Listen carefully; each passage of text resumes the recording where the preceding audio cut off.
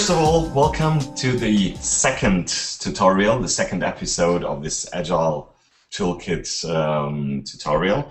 I'd like to welcome everybody, and I see we have some new guests that haven't been there with the first episode. So a warm welcome to you especially. What we want to do, Romans and myself, that is Armin, where Romans is the developer of the Agile Toolkit, we want to give you with this tutorial a good overview about how it works, how you can create your own web software.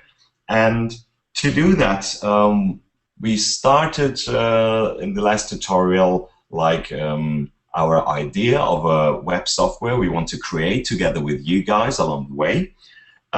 It's a lost and found website that we have in mind where people can post stuff they found on the street, in clubs, in cinemas, and people also can post things they have lost on streets and cinemas, wherever.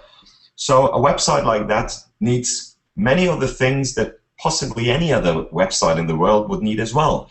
You need, of course, a MySQL database. You need user authentication. You need, well, lots of tables in your database. So step by step, as we progress building the website, you will be taught how to achieve the things that we need for building the website. And of course, you can adapt those things then in any project you might have. The most important thing is if you have any questions along the way, please post them in the chat window. You can do that at any time, and we will come back to those questions when we feel now they suit in well. We don't want to interrupt Roman's explanations all the time with questions, so we combine them time by time during the tutorial. So your microphones are switched off. This is not because we are unfriendly guys, it's just to make the thing a bit more fluent. So remember, when you have a question, just type them there. We see those questions and we'll come to those questions back later. Yeah, as I said already, Romans is the developer of the Agile Toolkit, so there is possibly no better guy you could learn from. And I think it's over to you, Romans, and maybe you want to give a little bit of your background yourself as well. Hi Armin and everyone else.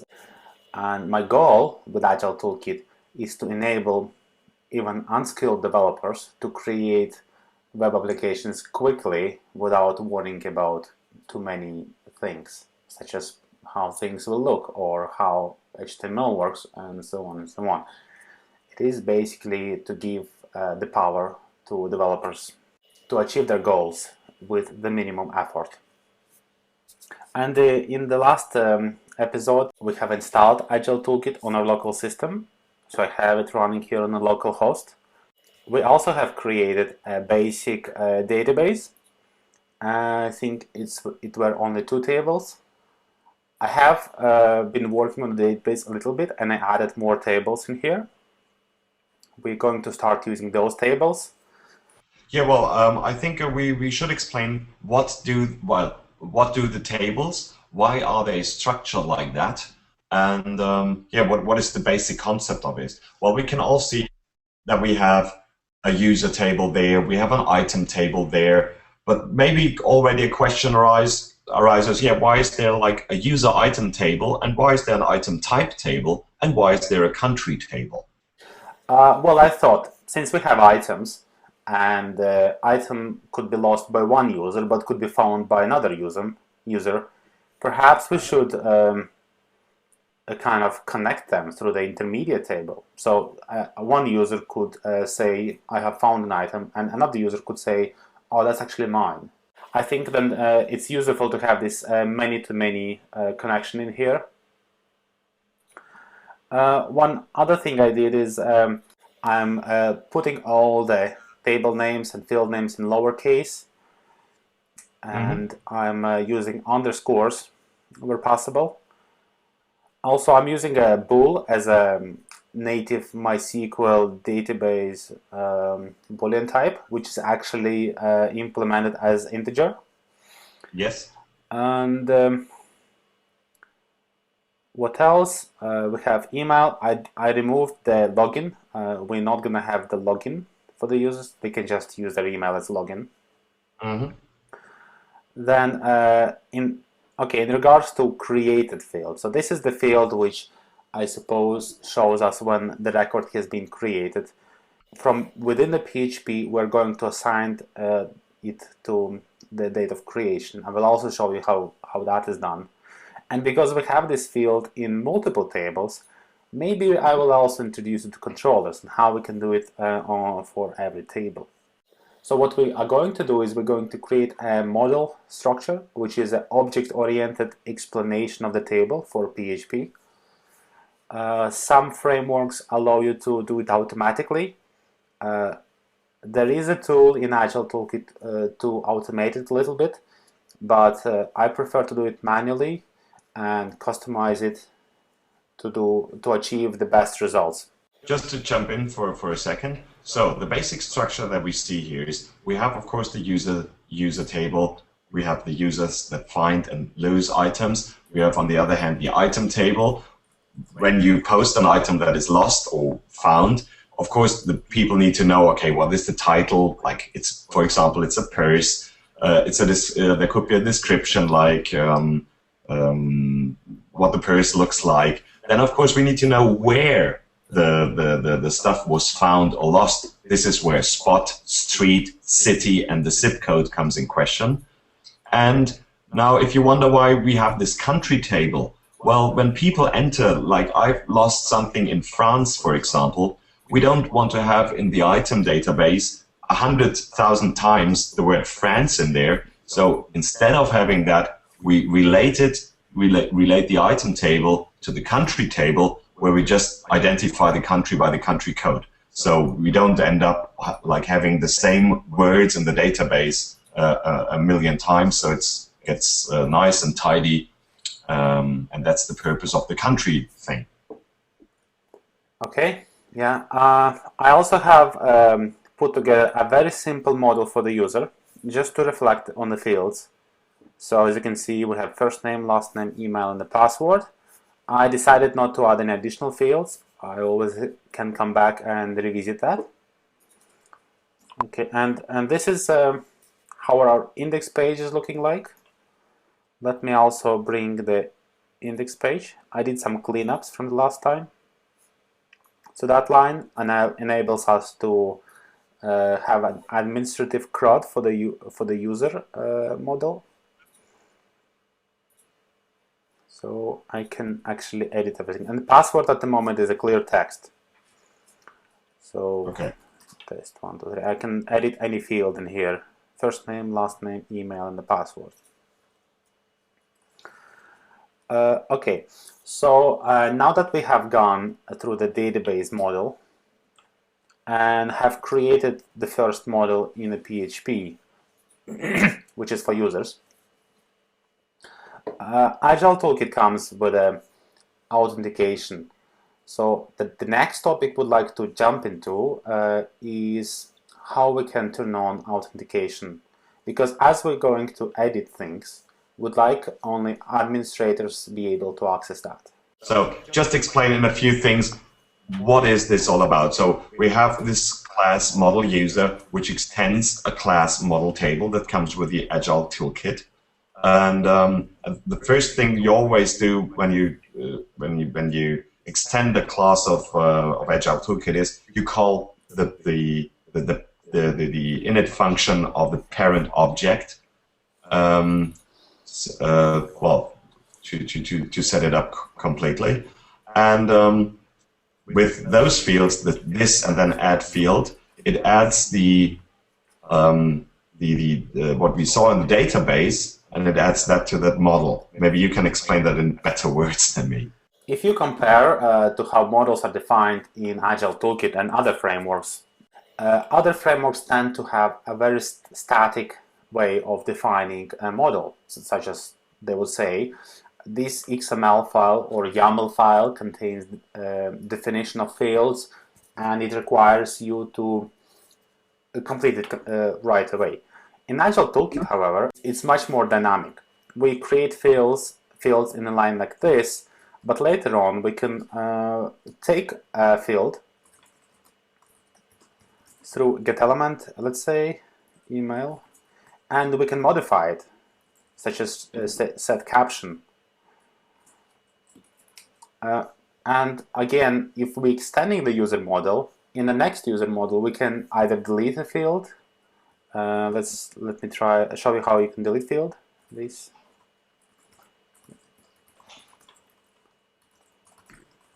Password. And it's possible with Agile Toolkit because all the fields are dynamic.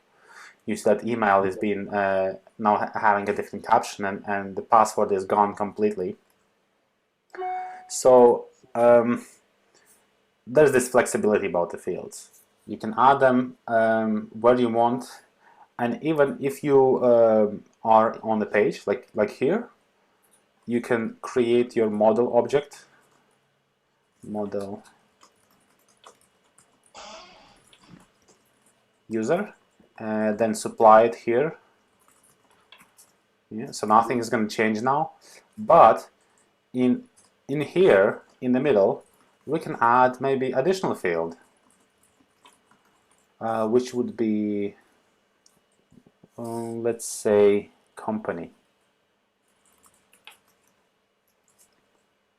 Okay, and now we have company, but this change, it didn't impact the whole model. The model still doesn't have I mean the class still doesn't have this field, but it's only this local modification, this only for this purpose here and nowhere else. And the reason why it's done like that is because it enables us to construct models from different places. One place is the model class itself, but controllers could add additional fields, some views can add additional fields, and so on. The PHP is a dynamic language, which means if we have a dynamic implementation in our framework, it is going to complement on PHP strength. And people who decided to use PHP because of how dynamic it is, they will actually like the same or the similar ideas in the framework. What would you recommend? Is it a better way of programming, doing like adding them on the page, or would you recommend, well, if you need different kind of, sometimes more fields are there and sometimes others, would you create a new class for that, or would you do it like on the page, like add fields on a page? If it's good to add this line into page, probably not. But it is good if we create a controller which would add some fields depending on certain conditions. So what we can do is, let me just show you how you can do that. Let me create the first controller here. Such thing as soft delete. You know what soft delete is? No, soft delete, no. It is when you delete a record, instead of actually deleting it from the database, it is going to set a flag that the record is being deleted. Yes. That's called soft delete. So in order to implement that, you need to change a number of functions. First of all, when the delete is taking place, you need to do update instead of delete. And next, when you select the records, you need to add additional condition, which would verify that you not load a deleted record by accident, and so on. So it usually takes hundreds of lines to implement that in a regular frameworks. In Agile Toolkit, it just takes 1 or 2 lines, and it's because of the way how the conditions are implemented. So what I'm going to do here, I'm going to create a new controller. I'm going to call it audit.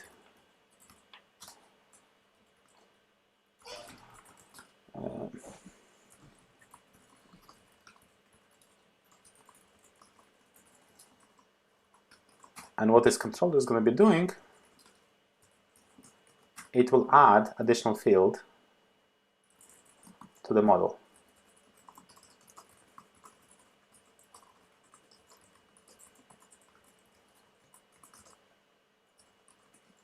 Okay.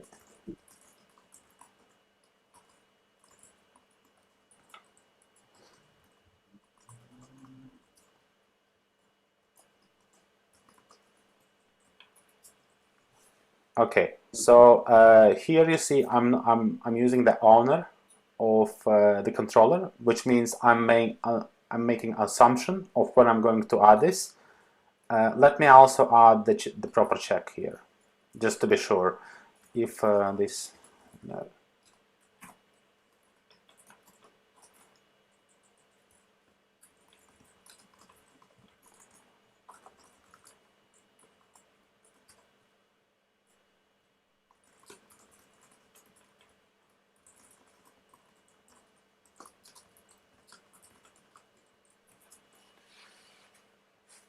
All right. And the way how we use that, I'll explain what this does in a moment. But the way how we use that is by doing this add audit. So that should have created a new field for us.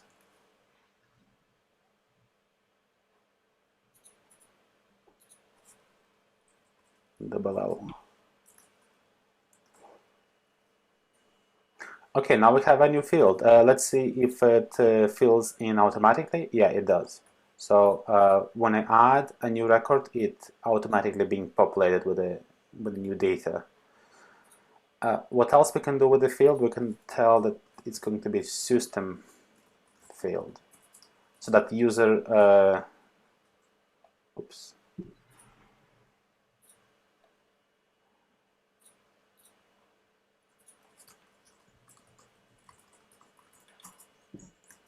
Okay, so that user won't be able to actually see or delete it, but when he creates a record, it automatically creates that field for him. So, okay, let me quickly review what happened here. So in Agile Toolkit, as you know, we have objects. An object can be inserted into another object, such as here on the page, I have created the model user object, and it's being inserted inside the page. But next, when the model user initialized, it creates the controller object and inserts inside the model. So when this audit controller is initialized, it verifies that the owner is the instance of the table, so that we can't add it to page or anywhere else. And then it adds additional field created. And again, there could be more fields. We're going to add more fields and more conditions in here, such as when the record was deleted, or who deleted it, or maybe who created it, and so on and so on. So we can populate this controller with all those rules, and they will apply to all the models which would have this line in them. So that is a short introduction to how controllers work in Agile Toolkit, but you will see many different ways how you can use controllers and achieve many different things with that. Authentication is also a controller, but instead of adding it into model, authentication is being added into our API class, which is a front end. So while we're here, let me slowly go through this class and explain what's happening in here, because last time we simply quickly jumped through the whole thing. So API class is designed to handle everything. It takes the request in, it initializes that, it decides which page needs to be showed. It shows things like menu, like footer on the bottom, and version in here. It also will add any add-ons if we want, and it will also do some other things. For example, in here it automatically adds some JavaScript libraries. Again, we can, if we create more libraries in JavaScript, we can add them and so on. This lines tells us which version of ATK we need to run this. I was saying it's for 4.2.0 or higher. This line tells us that we need to connect to database using the default configuration file, default settings in configuration file. This adds a controller for JavaScript UI. That's the controller which allows us to use JavaScript seamlessly inside PHP, which we're not going to cover in this session, but in the later episodes. And finally, this one is basically instructs Agile Toolkit that we're going to use authentication in this in this application, but it's not going to check yet. So if we call check, then it would verify. It will request user to show his username and password, and it will apply on all the pages. If we don't do the check, it simply creates the object, but is not restricting anyone from using it. One thing we need to change here is, instead of this line, we need to set model user. So we're instructing that we're going to use authentication. This is the API class which is executed for all the pages, which means there is no way user can get around this. And if we are going to call the check in here, this is going to apply to all the pages. It's much better than check on every page, because you might forget a page. And then there is a page. But checking means, of course, the user is only once checked to log in, and once that's done, he won't have to log in like for every single page. Yeah, that's right. Yeah. It needs to. Okay.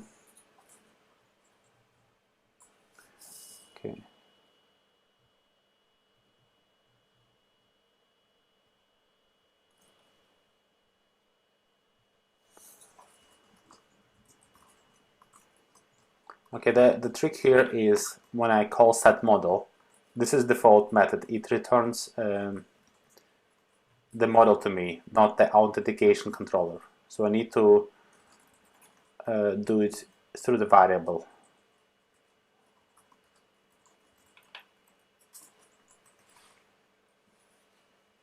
Okay, when we're calling something in Agile Toolkit, when we're using methods, especially in chaining like this, calling several methods one after another, we need to be consciousness about what every method is returning, because that becomes the object for the next method call.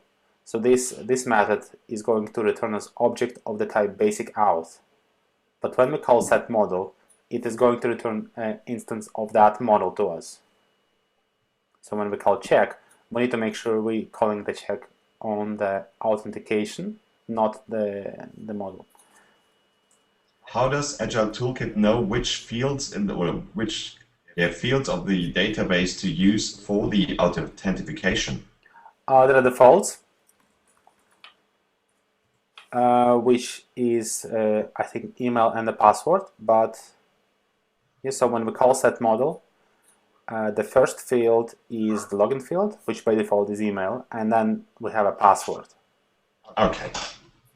If different fields needs to be there, then you can specify them. Of course, yeah. Yeah. But just to clarify how Agile knows that. Yeah, there are of course ways to completely change the way how checking works, and you can define your own authentication class with your authentication rules. But this is just the default.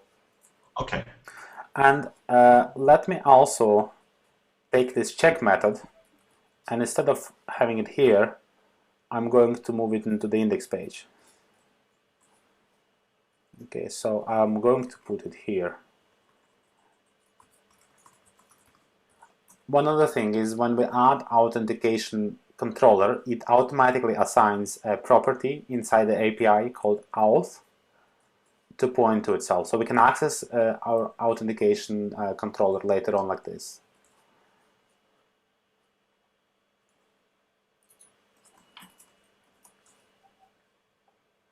Okay, now you see the menu is here because it was already populated inside the API. But because we have reached the page, which other pages still work, yeah. These pages work, but the welcome page is protected. So now we're protecting only one page. Okay. I'll just comment it for a moment to see demo, and let me put the password back, which was demo as well. I'm going to try and see if that would allow me to log in.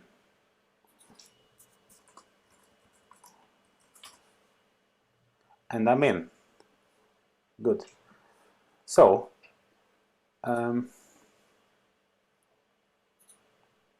okay, now that I'm logged in, I can access the welcome page. The check is still here. I can, this page doesn't work. I can go to different pages, but if I go to logout page, I'm logged out again. Yes. So it works as intended. Okay, the next question is, once we've logged in, how can we actually find out which user is being logged in? And the way how we can do that is by accessing the model associated with the authentication class. So if I let's say this add text, this is going to add just a block of text on my screen, and I'm going to set it to the following.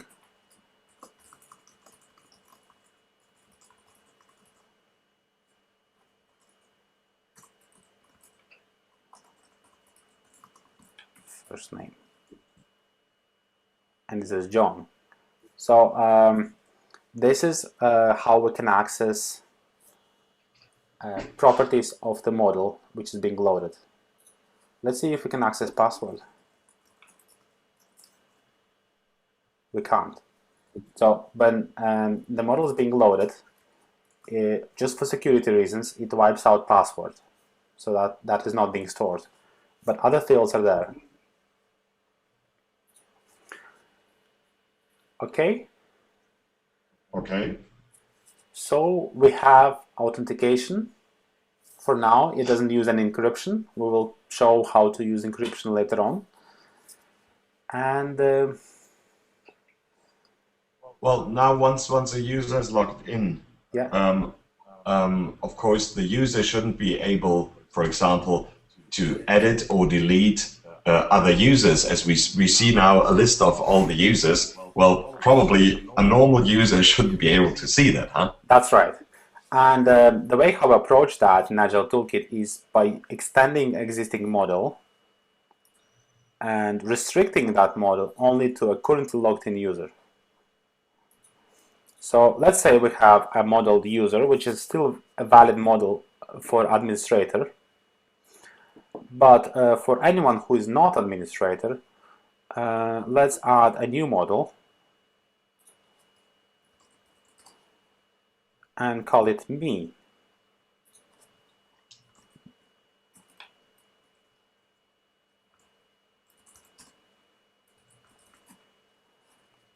Model user me.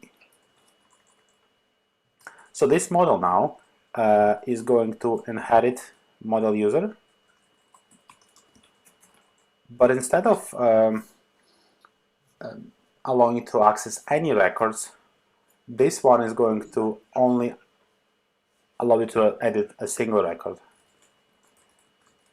So we're going to add condition on ID field, which would match this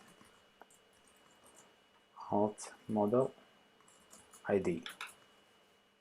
Okay, so now in here, instead of using, sorry, let's see next page. Instead of using the user, we could say user me.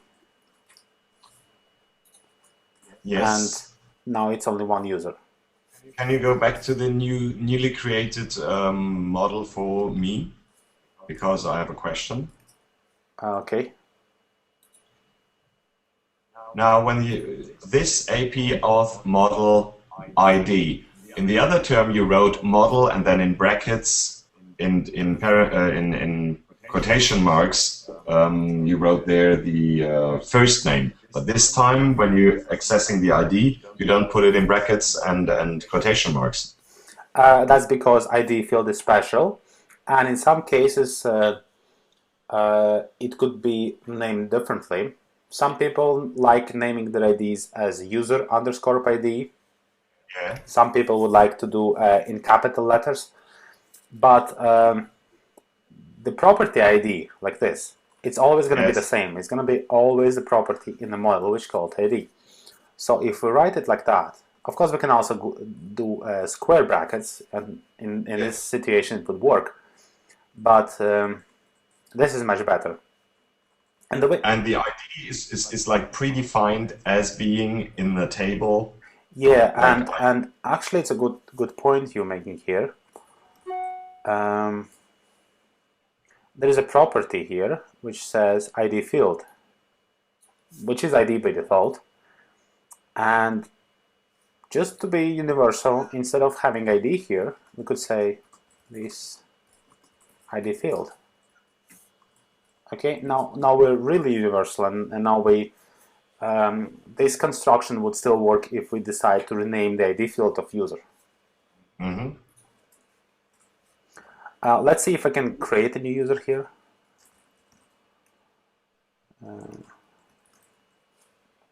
If it will allow me.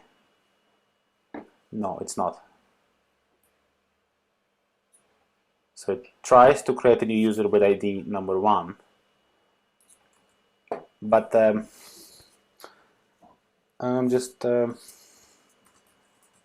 maybe we should display a nicer error. So again, what happened is add condition. It makes sure that the ID field is not used anything else than the ID of currently logged user, which is 1. And when I try to create a new user, it set the same ID. And because the ID 1 already used, I got an error. So to avoid that, well, a user shouldn't be able to create a new account anyway. Yeah, well, it's in here we just build a restriction which can be used for the user table, but usually it is being used for other tables, such as if you have maybe contact details, or maybe some items which are restricted to only one user. Then we're going to use this condition to disable user from accessing any other user data. So just with this one condition, this gives you extreme power of controlling the security inside your multi-user environment. So there's no way one user will be able to access other users' data because of this.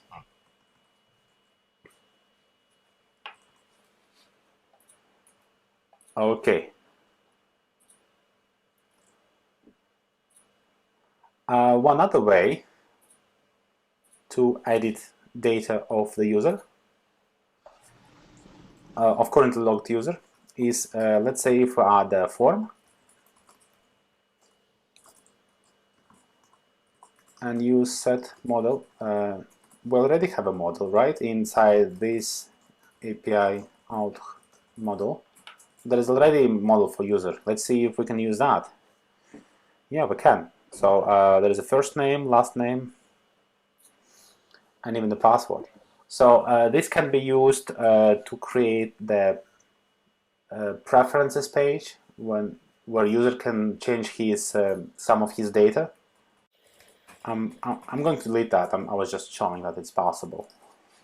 I'll explain how fields are defined in model, and for that there is again object which is called field. Every time you use the line add field, it creates a new instance of this object. And as you can see, there are many different properties of this object already, such as editable, hidden. There is system in here as well. And there are a couple of methods in there defined as setter getter. So when I call system, it actually updates the property of this object, and so on.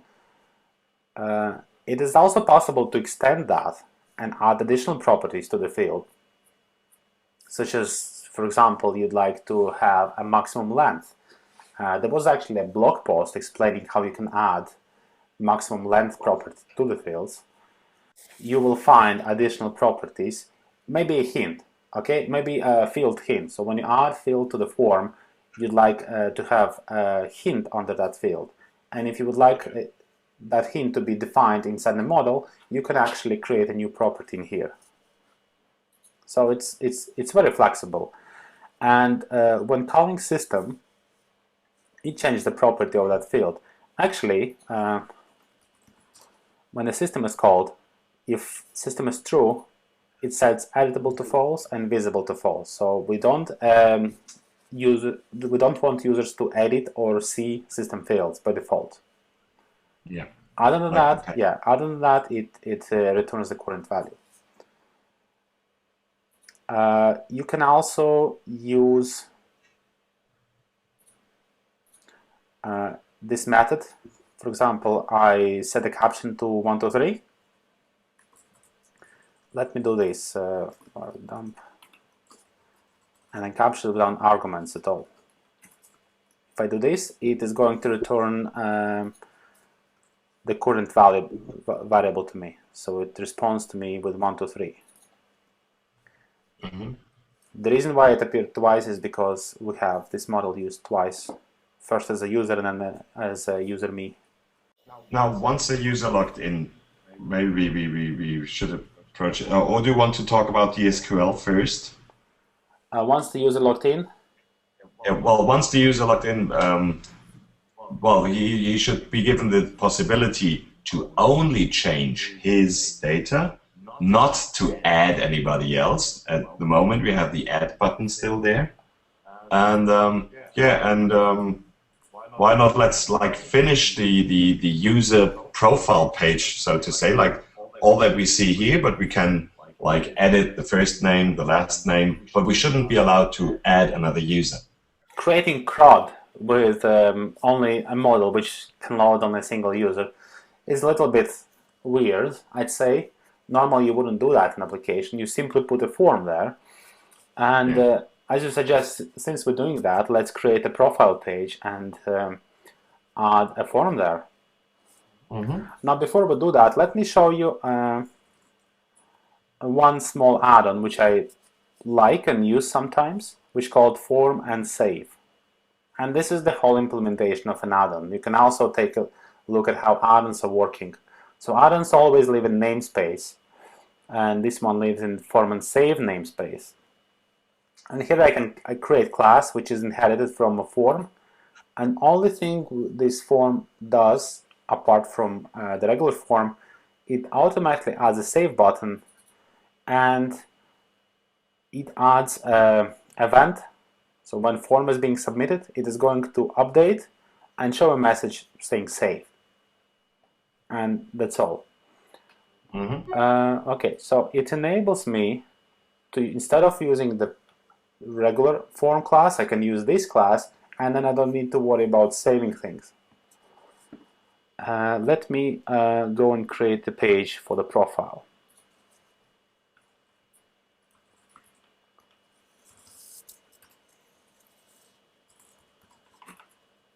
Oops. Okay, and as you would expect, all the thing we need to do is add form and save. So this is the syntax how we use add-ons. So we do slash here, and then form and save. And we need to set model this APA.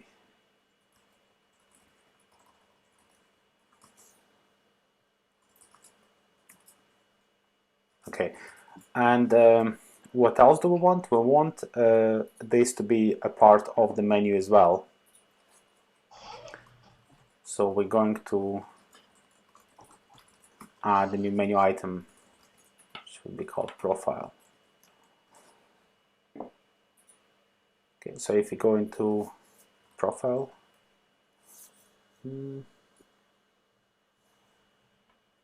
well, let's call him John Doe. Jonathan Doe. It's always difficult for me to come up with the names. Okay, so it's being saved. Let's see if it's really saved.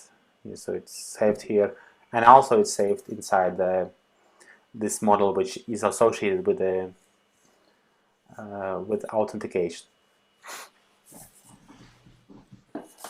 Okay, so that's that. Okay, just to tidy things up a little bit, Okay. on the page we are just looking at, if you go back to the other window of the application, Yeah. let's assume the welcome window is just showing like the user's name, like with a little welcome message, like welcome John, and basically that's all. We don't need this delete and edit stuff because we have now the nice profile menu. Just tidy up this page a little bit, so it just says welcome John and get rid of the CRUD interface. Okay, so let's use the info box for now. I would say welcome and then this name. Sounds all right? Absolutely, and I think we can get rid of the CRUD interface because, well, yeah, let's get rid of it for now. Wonderful. Okay. All right. So, yeah. Now, the next thing I wanted to talk, if we don't have any more questions. I think Evan wants to know with the password field, how do I do it? Like instead of like the password shows up in clear text, how to change it to like the stars that usually come when you type in a password.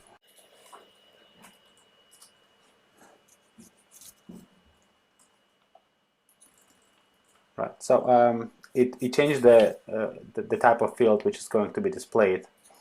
I'll talk about that later on, about how types in model are different from the types in grid or form. For now, I'll just kind of leave like that. But really, that's why we allow questions, really, because it can't be a too basic question. If it's a very basic question, it can be answered very easily. So no, go ahead. Whatever you feel you want to know, you type your question in the chat box and we'll come to it. Okay, let me go ahead and start explaining about DSQL. There are many interesting things about Agile Toolkit, and that's why we have a series of podcasts. So you probably know how SQL works and how SQL expressions works, but how it's linked with models, there might be a gap. So I'd like to clear out the gap and make sure you understand that. And for that, I'm going to explain about DSQL first. Good. So DSQL stands for Dynamic SQL, and it is simply an object-oriented way to express our SQL queries. It has its own page here on Agile Toolkit documentation, even with a little document example, which is valid. So calling this method here returns a new object of DSQL, and then subsequent calls to methods, they simply change the way how this object works. So we specify which table we're going to use, which field we'd like to have, we specify condition, and then we can perform the actual query. So with this, it allows us to build a query on the fly with subsequent calls to these methods, and then this query can be executed. Do you understand why it's required? Well, if I want to do if I want to make MySQL queries, usually what programmers do is they type this select whatever from blah blah blah where blah blah blah. So we don't use that in Agile Toolkit at all. We use the DSQL stuff, where now you could go into where the advantage of an approach like with DSQL really lies. That's right. And There are several advantages. I have actually summarized them, I think, on the page. So what does it do? And one significant thing is we're not required to specify the full query right away. We can have multiple parts of our project, add a little pieces to our query, and then we're going to have them merged together. For example, if remember on the last episode, I was showing you the pagination. So I had a regular grid, I added the object for pagination, and it added the 1, 2, 3, 4, 5 pages for the grid. And what happens here, the pagination was able to modify the query of the grid by adding additional conditions in there. And in this case, it was a limit condition. So when I was designing grid, I didn't put anything in there to support pagination later on. So it has zero support for pagination. Yet still, I was able to create a pagination add-on which modified the query later on. One other thing about DSQL, and we just have looked at the models, so you might ask, what's the difference between model and DSQL? Because they kind of look similar. We add conditions, we add where clauses. DSQL have absolutely no knowledge about the fields or tables of your database. So it will help you construct the queries, but it doesn't know what kind of fields you need to use. Okay, so let's do a simple query, I think user, like that. And another thing I'm going to use here is the debug mode. So we see what the actual SQL looks like. That's right. And we need get.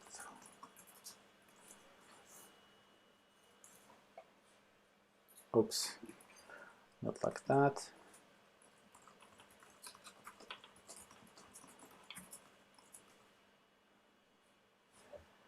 Okay, so by default it selects all the fields from user, and when I do get one, it only gives me the first field returned. Yeah, which is the ID. ID, yeah. If let's say I want to do email, so I do q field email.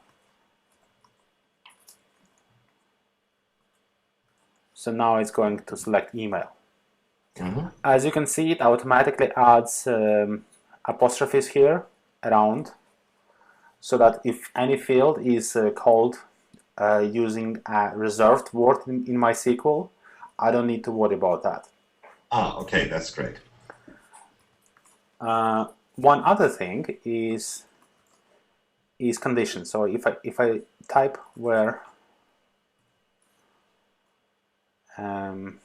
ID is 1, like that, let's say 2. So if I do that, it adds a condition here, and it shows now a different email. So what happened here, it still shows me the proper query, which I can copy paste into my console in Unix, and it would work. But behind the scenes, it is using parameters. So it used the parameter for specifying number 2. Yes. And what is in the brackets, the colon A? What is that standing for? This is a shortcode for the parameter. So if you know the actual PHP library to interact with database called PDO, and it uses a notation of column and an identifier of which allows me to specify something in here. Let's say I add something crazy like this. So ID should be 2 and 3 at the same time. And if I look at the query now, you see it's using two parameters now, 2 and 3. The Agile Toolkit automatically makes sure that parameters are not clashing with each other. So I don't need to come up with unique names for parameters myself. Okay. It simply does it for me. Okay. And that becomes extremely useful when you use one query inside another query. Yes. Okay. So what else can we use? We could set a limit. I could say limit 1. Yeah, it adds actually 0 and 1 at the same time. I could specify both parameters like this.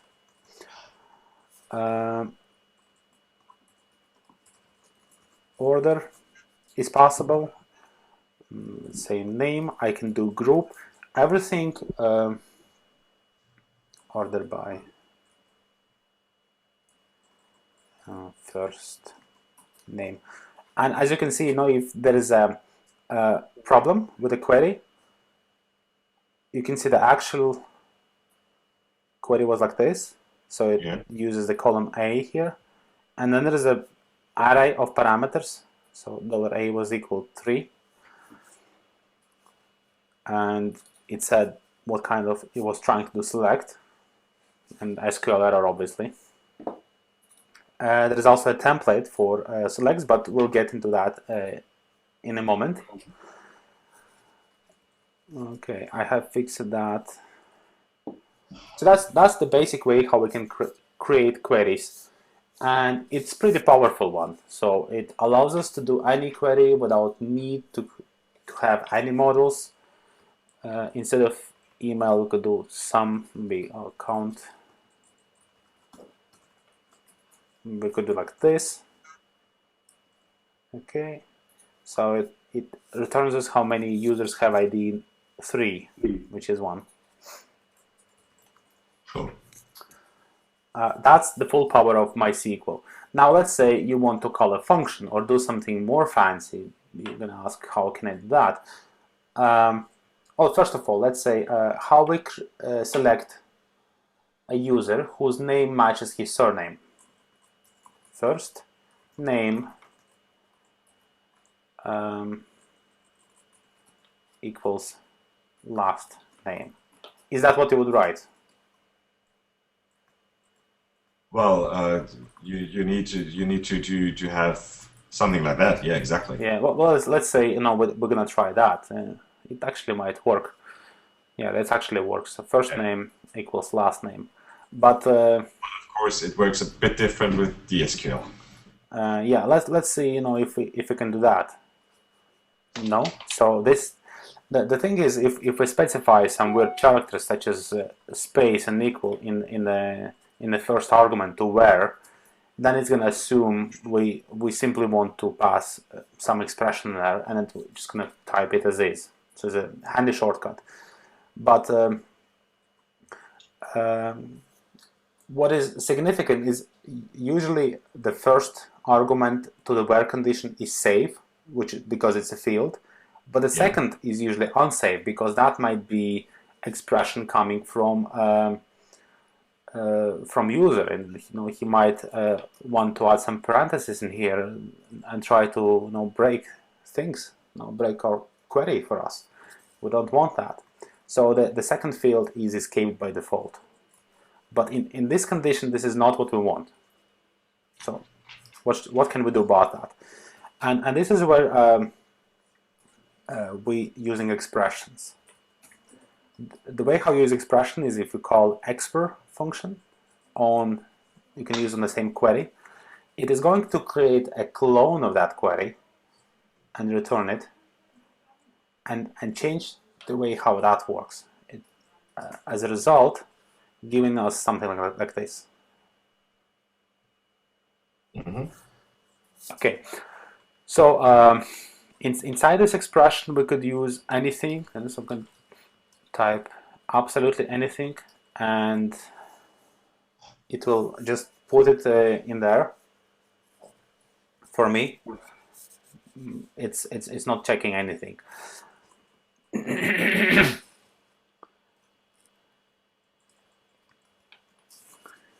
Okay, so that's basically how we can supply different things if we know what we're doing. One other thing on a where condition is we can specify conditions such as more than. Okay then, so before we move on, let me show you how we can work with multiple queries and how they can interact with each other. Okay, so what I'm going to do, I'm going to create a second query, which is called Q2.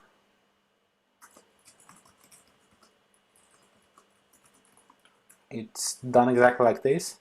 And in Q2, let's say I'd like to select all the IDs from, again, the user. Field ID.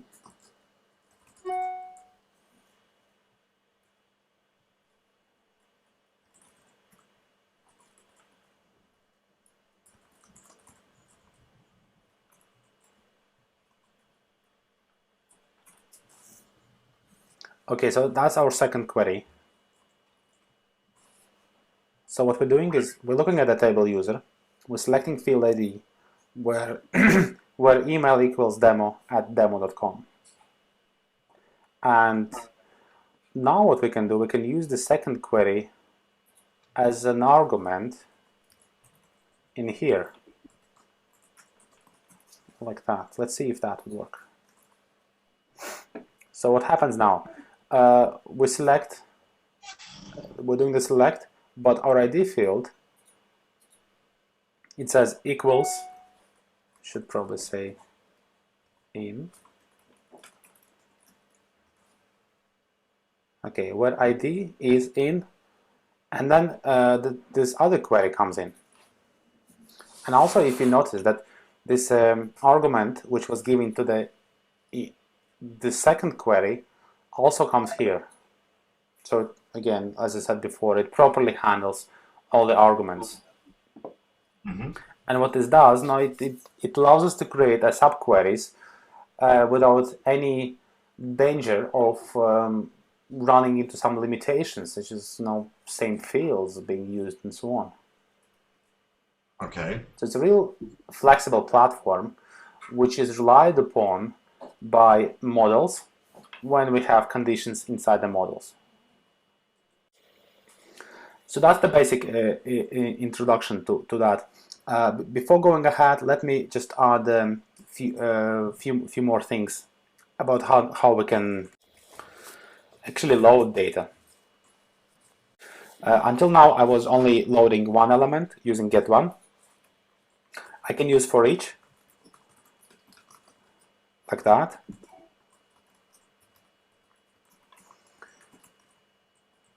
And for each row, I'd like to add text. Let's say with a first name.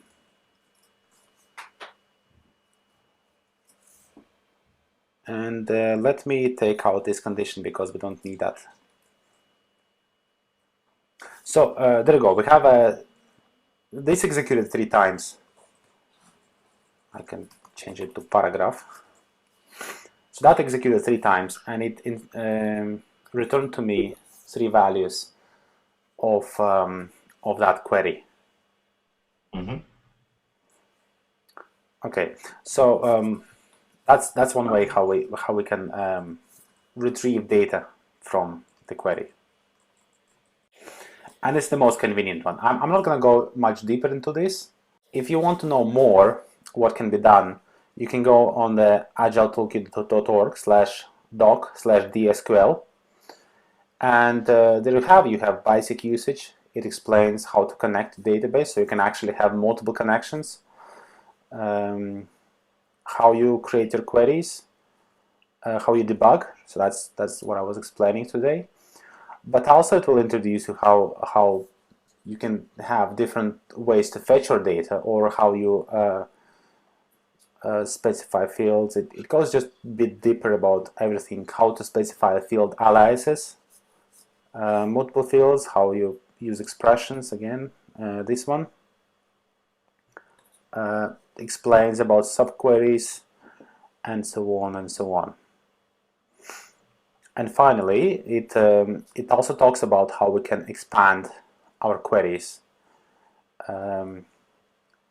create something like union, or create new ways of querying things. Now there is a insert, update, delete, but in MySQL there is a replace. You can actually write replace instead of insert. Other databases do not support that, so how you can add a new methods to this object. And it's all explained here. But for now, I think it's important that we understand this, that under the models we have this other technology, which is dynamic queries, which makes models possible. And the way how it makes it possible is, instead of using this API DB DSQL, I'm going to use out model DSQL. And let's just see what's inside there.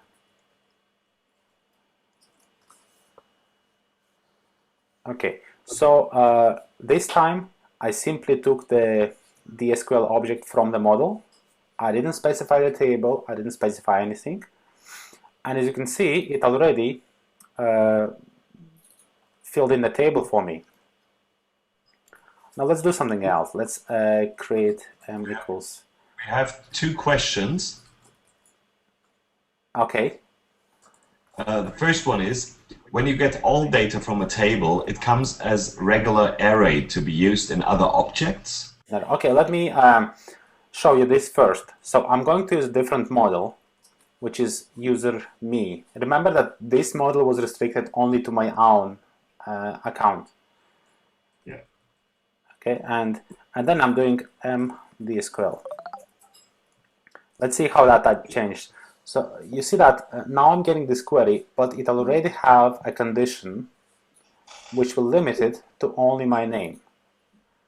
So this is kind of a combination. I still have this incredible power of creating any query I want, but at the same time I can get this query from the model, and it applies all the conditions, and it ensures I don't mess things up, which I'm not supposed to.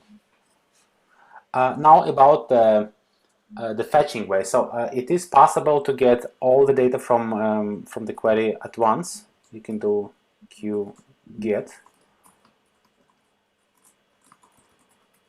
I'm going to dump that. Oops, q. And as expected, it returns array of rows, so it gives me all the data at once. The downside here is to retrieve this data, it needs to load all this data into memory, and sometimes you have so much data, it can go beyond the limit of your memory. So if you're not using get like that, but you're iterating through every record, that ensures not using too much memory. That's the only thing, but you can use array as well if you want to. The views, such as grid and lister, they try not to get all the columns together, so they will keep getting one by one. This is done to ensure that the memory limitations are memory consumption is on the minimum.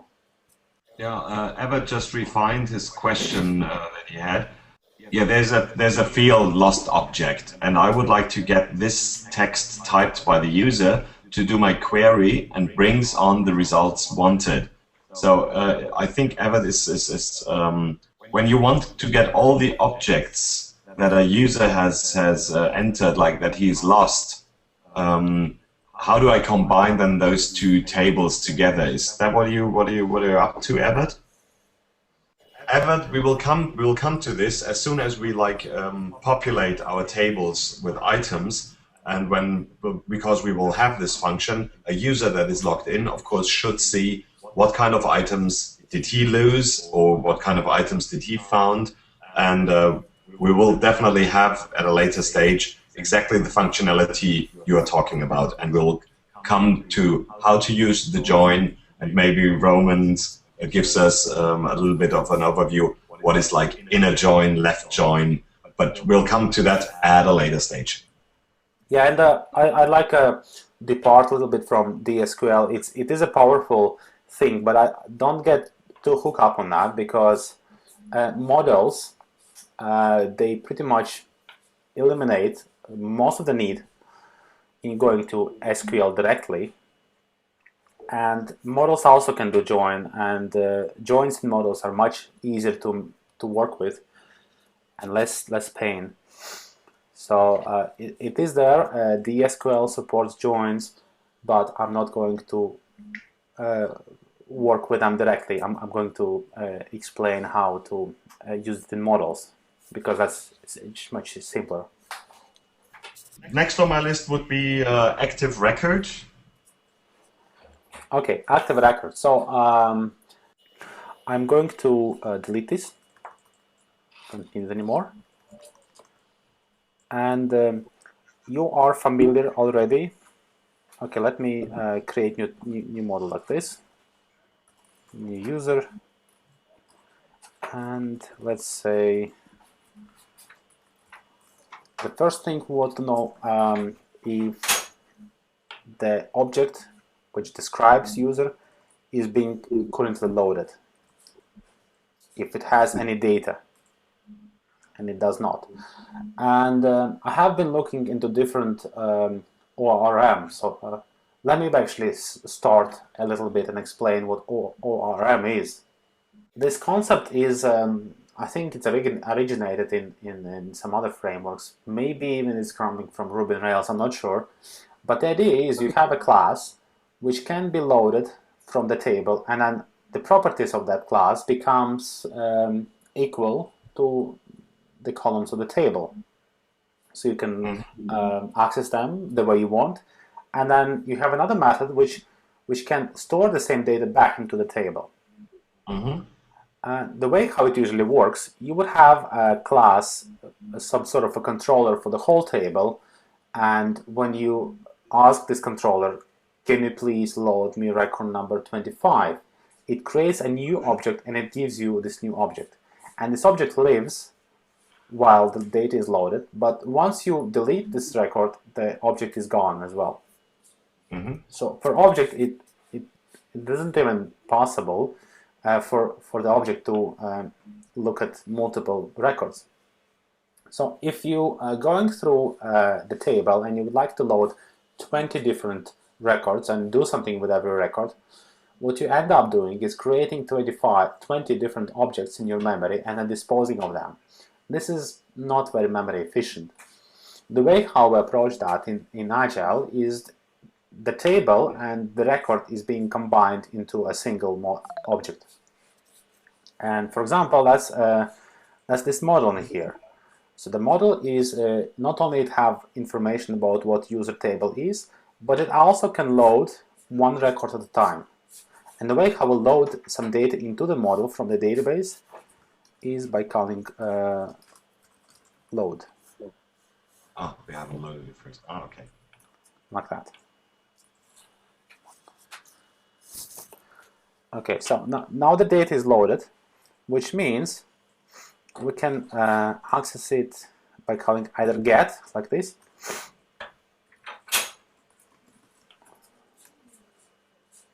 okay, there you go, Jonathan, or there is a shorter version where we use these square brackets, but they are identical, so it is Jonathan still.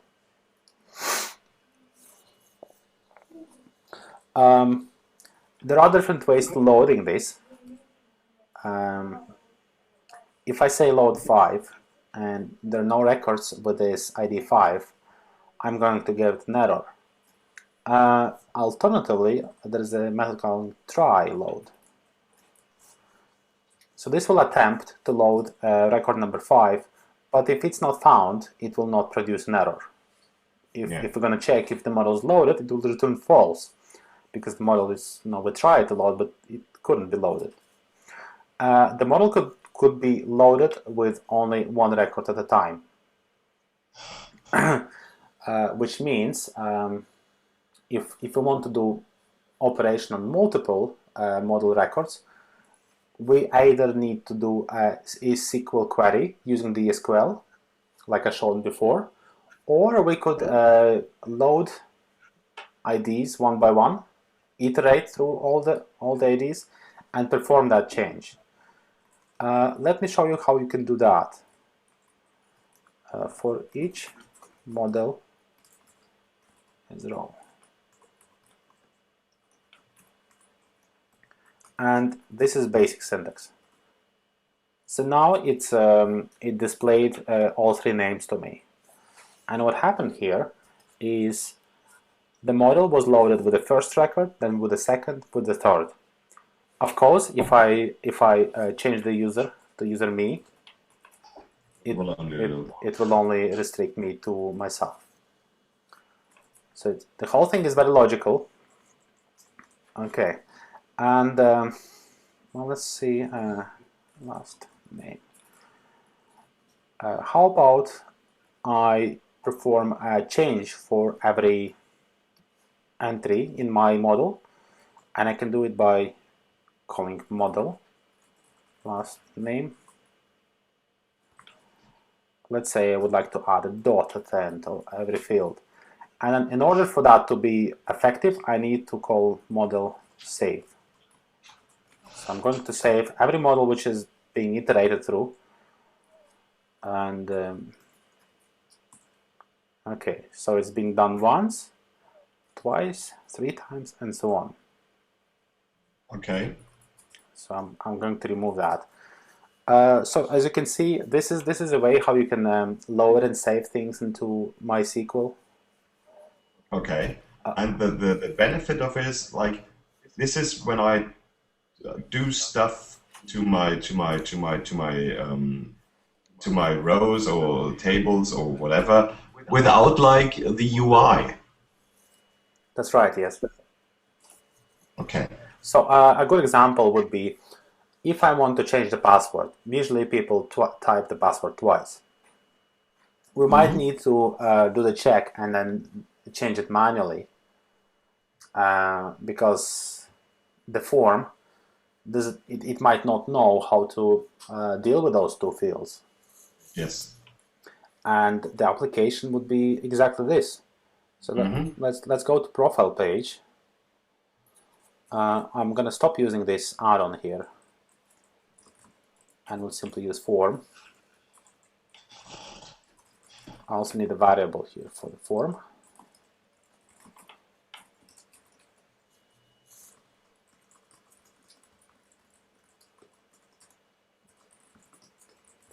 Update, okay. One other thing I need to do with the form, actually, with this model here,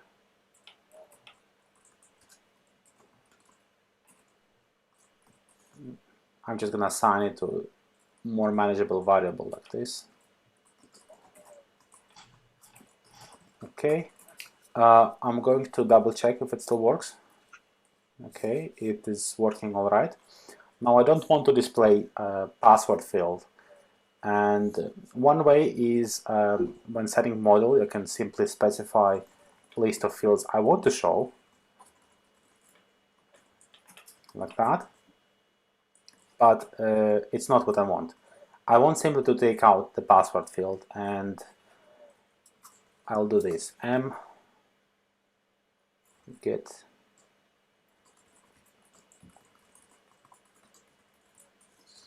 so I'll set it to system, and as I mentioned before, system fields, they appear everywhere, but they're not being loaded or saved. One other thing I will do is I'll use a debug mode on the model. So because you already know how this is being come on. Okay. Okay, so because you already know how this is working, you will want to see it in actions. For example, let's say do123, and it's not working. No, it was working, sorry. 1, 2, 3, 4. So yeah, when I try to save this form, it says update user, and then it sets our values in here.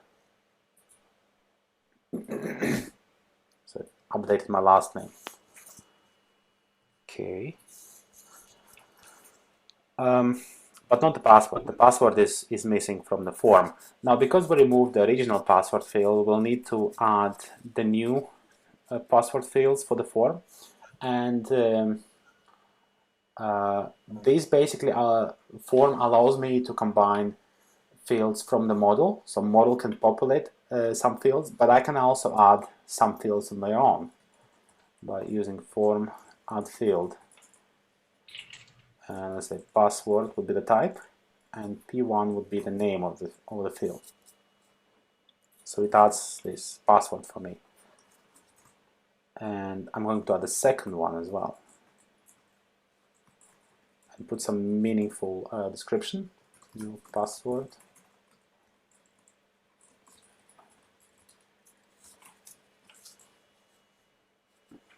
Okay, so it's new password and one more time for the verification.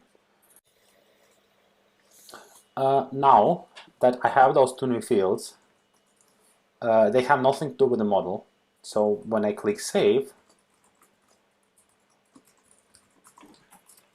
they are not going to affect the current password. It's not being stored in a database. So how do I... first of all, I need to do a check to make sure they are equal. And the way how I can access them is using form get.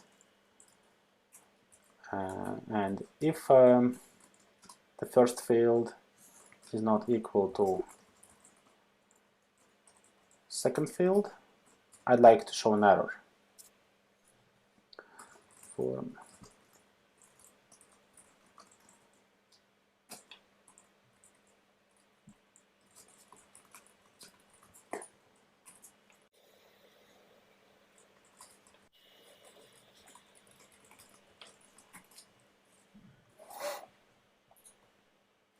Okay, so Armin, you with me? Yes, I'm with you. We have one question, but first of all, if you go back to the source code, yeah. Now we got this SQL error all the time, and now we don't get it any longer. I was just No, when I was typing this, yeah. and I was clicking save, we were getting this over here, yeah? Yes, exactly. Okay, let me just explain what happens here. Because when I click save, the form using Ajax to ask the backend what needs to do. When it receives the response from the server, it tries to execute it. Mm-hmm. And the error here basically means that some response arrived which was unable to execute as a JavaScript, and it simply outputs it on the screen like that. But the error was actually an exception, and it said that the form doesn't have the method form error. Mm-hmm. So when I was calling here, Agile Toolkit defines for all the methods, it defines custom call methods, which means normally if you call a non-existing method in PHP, it will simply show you a basic error saying method not found in this line. But Agile Toolkit defines a custom handler for unexisting fields, and it is going to display this error instead, which gives us much more information. It tells us which class, it was a form class, which method was called, and which are the arguments. Yes. We can also see which line it was called from. It was line 21 in here. So we can easily find and fix the problem. So it's not actually a SQL error, but it's a general error in Agile Toolkit. Okay. Okay. There's a question Everett asks. You have saved the three dots before when we were yeah, saving the last name, but didn't save it to the database when we include the model save.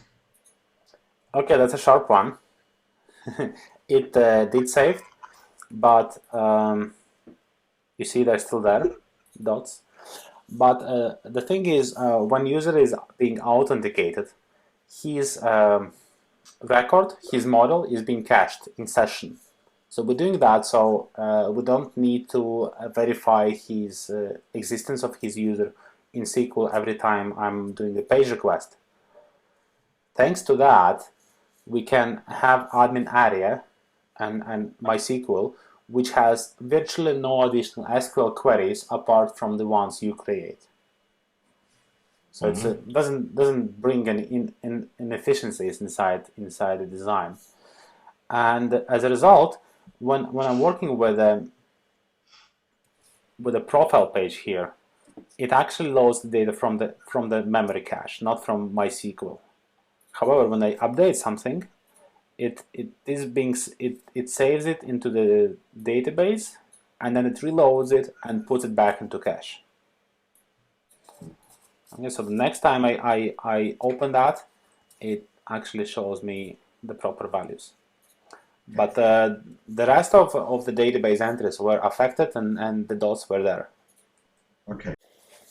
All right, so now that I have verified my new password, what I'd like to do is I'd like to set it inside the model. And remember, model was M.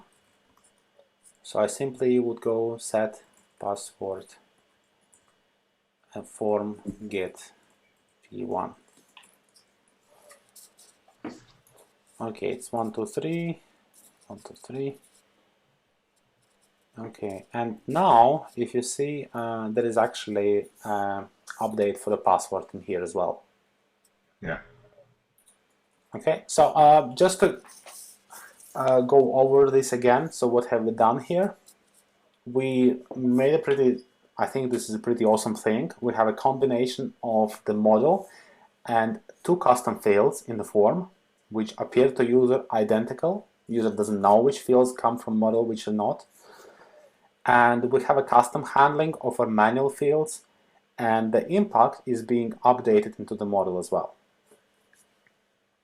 So when we call form update, it updates the model altogether, including the fields from the form which were edited, and also my field in here. One other thing I'd like to note is when I save something here, you see it always have all the fields. Normally, it will only save the fields which were actually changed, but because this model is cached, then it's not so easy to do that. That's why it's resaving all the fields all the time. Okay. That's just a note. And finally, what we're missing from here is we need to show a success message, and for that we need to do this GS.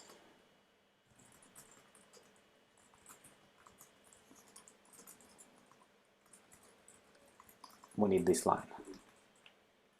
I'm also going to remove debug, and I believe we have a fully working profile page saved.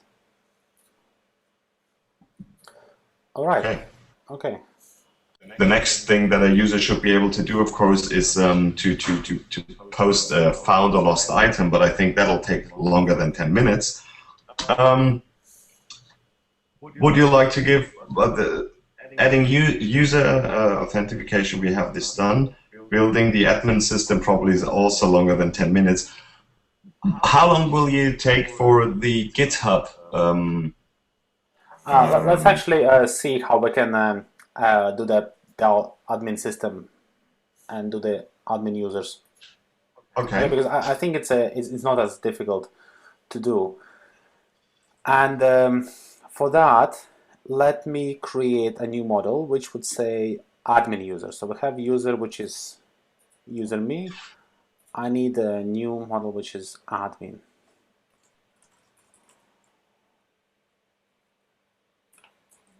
Oops.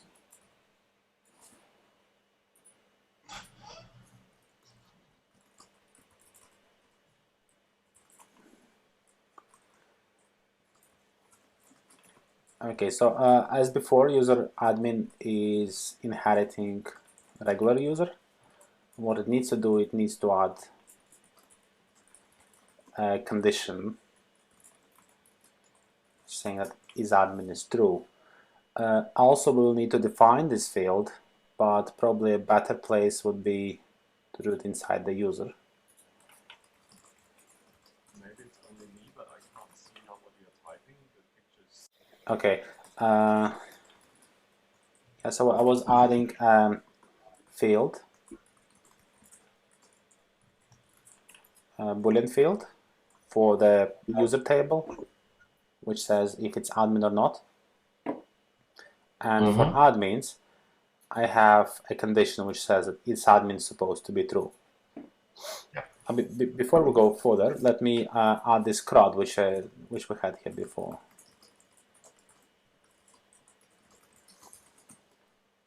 And for now, let's use user.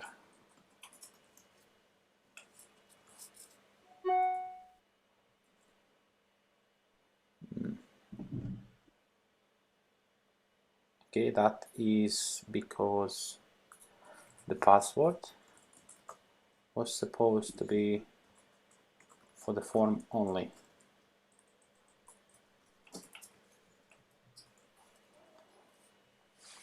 Okay, so we have a new field here, is admin. And let's say this guy, he wants to be an admin. You can see it's in the shape of checkbox. And it's actually displayed as checkbox as well.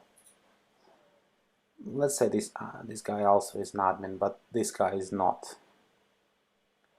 And let me change his email, test.com, as a password test, just to verify that we can't actually log in with this user if we set restriction for admin class. Yeah. The next thing I'm going to go I'm going to go into front end. Instead of the user here, I'm going to select user admin. Okay, let's see now. So first test.com with password test is incorrect. Let's see if demo works. And demo works just fine. So this is again how we can use conditions to restrict users and allow only a certain subgroup of our users to log in. Now we have, we could say we have an admin system because only admin will. Yeah, but now the users can't log in anymore. Users can't, yes. Okay, if an admin logs in, he sees the CRUD, and if a normal user logs in, he just sees the welcome page. Well, let's do that. That's actually pretty simple. So we have this menu in here, and let me add a page. I'm going to get rid of these pages. Let me add the page which is called admin here, but I'm only going to add this only if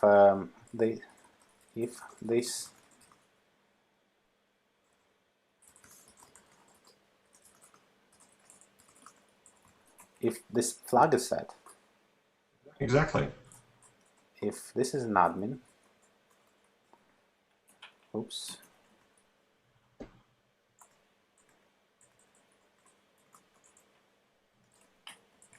There are so many different ways how you can design that, and but this is pretty simple, and we want a simple approach. And yeah, only the admin sees the admin menu. Yeah. But not only he should be able to see the menu, but he should be allowed to get into that. We need to find menu.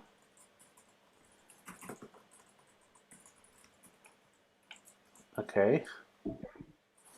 Okay, so we see the admin. We click and go into page admin. Let's quickly create this page because we don't have that page now.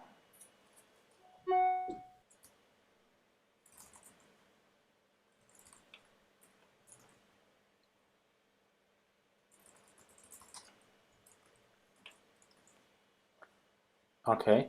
One other thing we should do probably is inside this page, we should do the same check. So if someone who is not admin arrives at this page without the flag, maybe they manually type the URL, we need to send them away. And the way how we do that is this direct. So we're sending him away. If I did the reverse, so it's supposed to be not. Okay, now because I'm admin, I can access this page. And finally need to go back to front end and set this to user, so that any user could log in. And let's see if we can log in with test.com. Yeah, and he doesn't have the menu item. Yes, and now let's just move the CRUD interface only to the admin page, and there we go. That's right. Yeah, let's do that. So we're going to move that into the admin page. That should do for now. Let's try. Oh, it's gone. It's gone. Now let's log in as an admin. Okay.